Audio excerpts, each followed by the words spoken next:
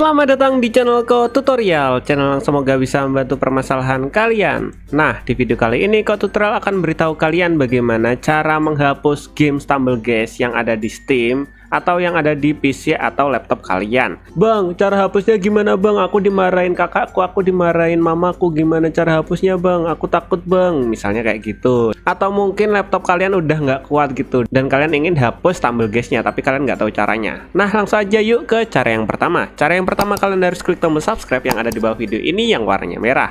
Nah, setelah itu kalian buka yang namanya Steam. Jadi yang logonya seperti ini, kalian buka Steam. Jika nggak ada di desktop kalian atau tampilan utama laptop atau komputer kalian, kalian cari di Windows di pojok kiri bawah sini. Setelah itu kalian ketikkan Steam kayak gini, Steam. Nah, setelah itu kalian buka. Nah, setelah itu kalian pilih di bagian atas sini ada Store, Library, Community, dan nama kalian itu kalian pilih yang Library.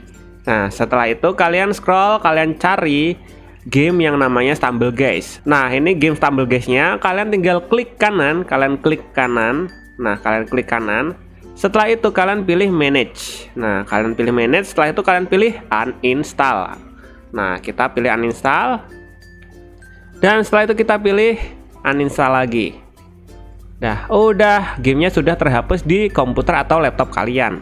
Bang, tapi di sini masih ada Stumblegeist-nya. Nah, kalau namanya yang di sini ini kan abu-abu, itu tandanya tidak terinstall. Nah, kalau terinstall itu nyala putih seperti ini. Seperti PR Live ini kan Tutorial udah install, masih ada di sini. Kalian bisa lihat di atas ini itu masih terinstall. Kalau masih terinstall bakalan warna putih. Kalau tidak terinstall atau tidak ada di laptop atau komputer kalian, warnanya bakalan gelap atau abu-abu kayak gini guys.